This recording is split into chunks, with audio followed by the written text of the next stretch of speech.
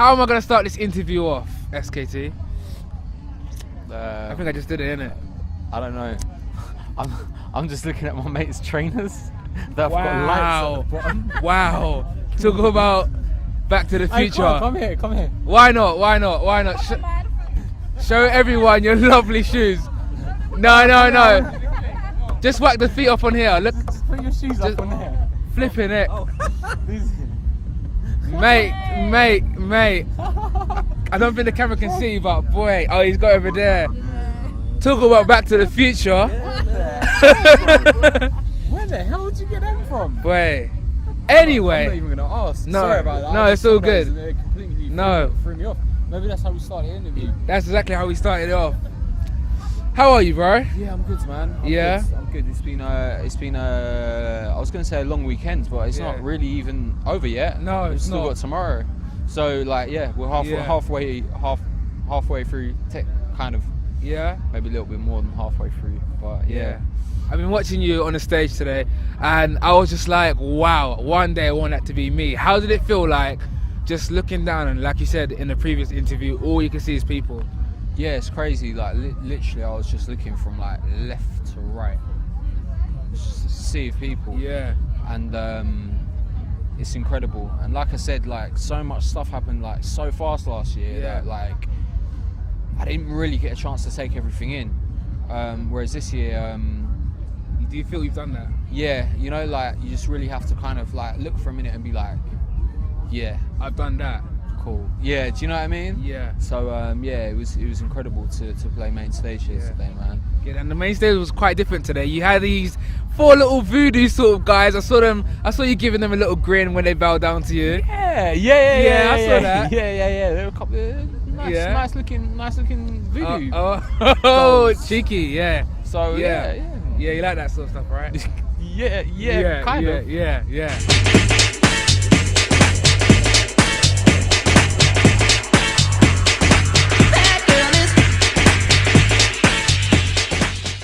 You basically broken my speakers, bro.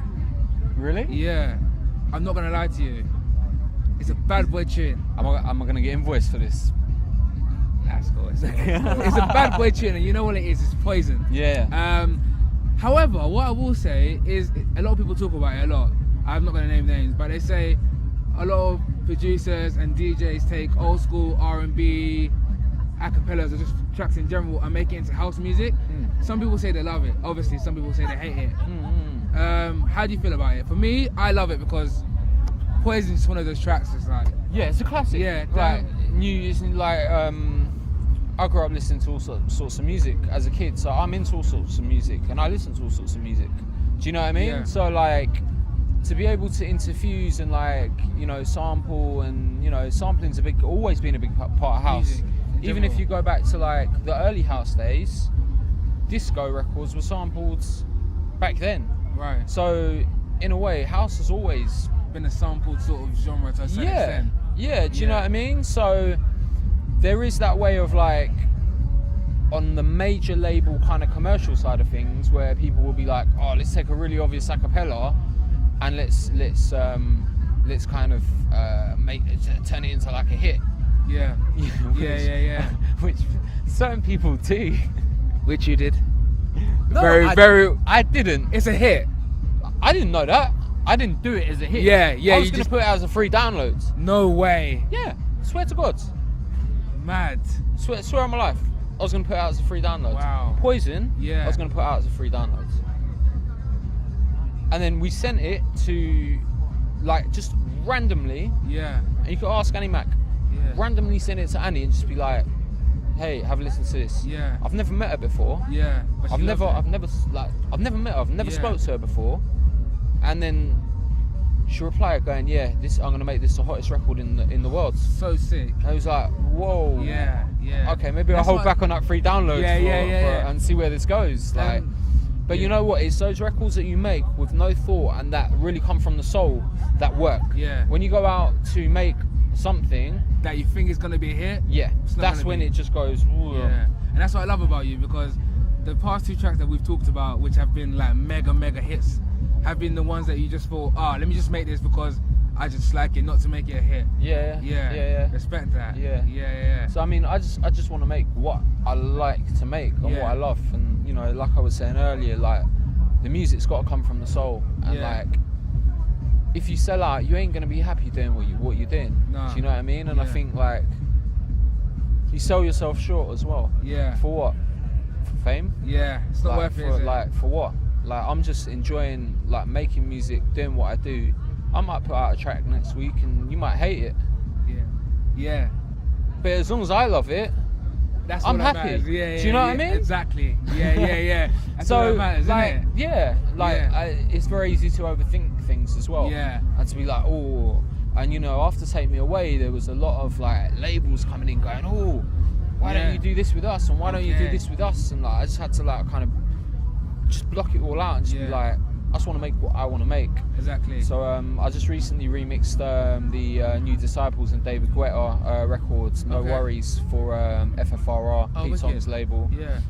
Which is sounding really sick as well. Wicked. And again, I took the same kind of approach on that. I was like, I'm gonna make something like it's just hard. And just like just I like. What does the future hold for SKT? What's coming up next? We've got a brand new album, EP. You know what? I'd love to record an album, but the music kind of like, I'm always trying to work on evolving my sound and changing my sound, and like always trying to like stretch the boundaries. Like how far can I take it in terms of like sound and stuff like that. So it's hard with albums because you could make an album over a year and then it might sound a year old. Do you know what I mean? In terms of music, It's gonna go with the flow. Poison, I can't say too much about what's happening with that yet because I haven't put the pen to paper yet. But you know, it looks like it's doing well. You know, so I've got some other records that are sitting there that are ready to go. But Poison just came like just was something that has now thrown everything else that I was gonna do back to the side. Standard. Because I can't just be like, oh yeah, have that as well and have this one and this one. So it's like timing. Do you know what I mean? Timing, and you know, you can't overshadow something. You can't put something out and then be like, oh, actually, by the way, here's something else as well. So you know, let's see what happens with Poison. Who knows? Like, I've got no idea. No idea. Bro, thank you very much for your time. No, thank you, bro. Instead of signing out, how are you feeling about giving everyone a bit of a groove? A groove? Yeah. Are you feeling a bit dancey?